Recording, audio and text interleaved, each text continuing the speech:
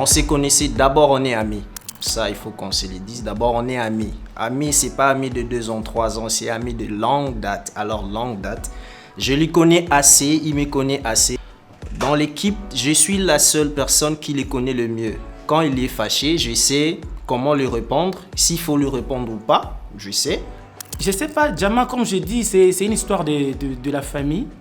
Il fallait, en fait, le réalisateur, en fait, qui est aussi un ami de longue date, il m'avait fait comprendre une chose pour qu'on puisse réussir dans ces projets qui est Jama. Il fallait faire des Jama, il fallait quitter du concept de projet à une famille pour de vrai. Et c'est ce qu'on devrait faire, c'est ce qu'on avait fait.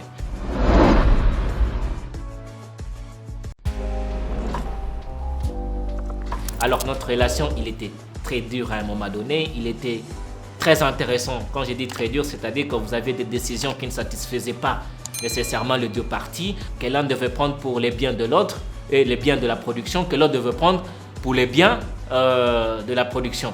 Pas nécessairement d'accord sur tous les points, mais notre relation, il était beaucoup plus émotionnel parce qu'elle nous a permis d'entrer dans chaque étape de la production. C'est-à-dire, et au niveau artistique, on avait des points communs qui permettaient à ce que le scénario il soit riche. Producteur, de producteur à producteur, quand on prend des décisions, en fait, certes, cette relation professionnelle est vraiment perplexe. Très perplexe même, je dirais. On peut passer 2 heures et 2 heures à chercher à trouver un terrain d'attente, mais on n'y arrive pas. On peut même passer toute une journée de ne pas se comprendre. Mais quand on finit par avoir un point, de se comprendre, de se dire d'accord, alors là, il n'y a plus rien qui peut nous stopper en fait.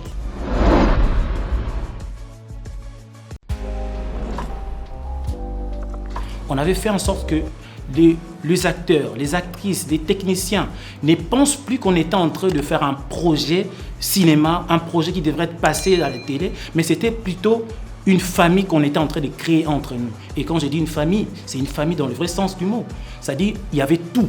Tout ce que vous pouvez vivre dans une famille, on l'a vécu dans Jama. Mais quand je mettais mon autre veste invisible du producteur, là, je voyais la contrainte budgétaire. Je l'ai poussé un peu, quoi. C'est-à-dire au moment des stress, au moment où elle devait craquer, je devais m'assurer d'être encore dur avec pour essayer de les garder en tant que professionnel, de se rappeler c'est pourquoi ils sont là en fait. On déclenche un phénomène des relations approfondies parce que c'est très important. Entre producteur et réalisateur, c'est les moments stratégiques qui définissent les décollages. C'est-à-dire si c'est raté au niveau des liens, au niveau de proximité, au niveau d'échange, au niveau des décisions, l'instantanéité de la production exige ça. Ça n'a pas été facile parce qu'il fallait investir de moyens financiers et matériels. Et je pense que Gigi, c'est quelqu'un à qui j'avais cru sans pour autant voir quelque chose de concret. Parce qu'au départ, ça n'a pas commencé avec Jama. On a commencé avec un long métrage, un grand projet qui est Table 23, je cite à passant.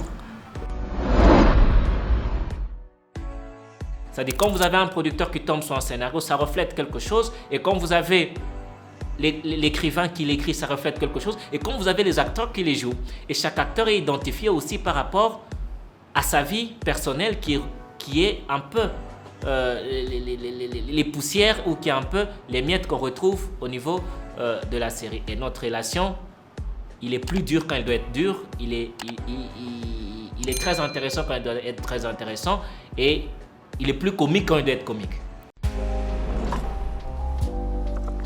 C'était important parce que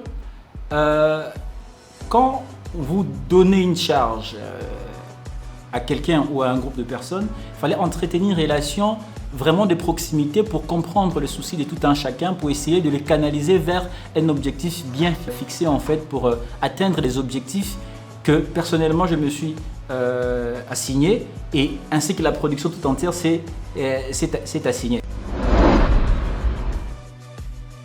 Et dans son écriture, première écriture du Jama, j'ai assisté quand il écrivait le projet Jama. Moi, j'ai été surpris quand Gigi est venu dans le cinéma, dont je ne vais pas parler dans le grand projecteur, mais je connaissais comment il est venu.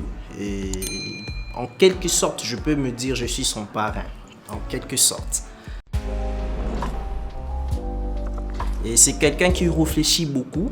C'est quelqu'un qui a de l'intelligence. Il savait ce qu'il voulait. Quand il est venu, je lui ai dit, mais avec le potentiel que tu as, tu peux t'investir dans le cinéma. Et quand il a commencé à écrire Jama, j'ai été personnellement ébloui. Je vous dis des moments exceptionnels, des moments tragiques même. Parce que je me rappelle encore, il y a un technicien. Il y a un technicien qui a commis un accident pendant le tournage. Pendant le tournage, on était en train de rouler à vive allure dans le pick-up qu'on avait, qui circulait avec le matériel. Et les gars, il a sauté dans le vide. On ne sait même pas poursuivre un chapeau. C'était compliqué. Quand il m'a parlé, parce qu'il fallait avoir des producteurs associés, j'ai pas hésité. On a été les 2 premiers associés à se mettre d'accord pour ce grand projet qui est Jama. Et il y a eu d'autres producteurs qui sont venus. Il m'a présenté son producteur délégué qui était Daniel. Personnellement, je ne le connaissais pas, mais avant, quand il m'a présenté, j'ai vu que c'était un jeune prétentieux qui savait ce qu'il voulait. Et voilà. On s'est mis d'accord parce que ce que lui veut, ce que moi aussi je veux. Ooh.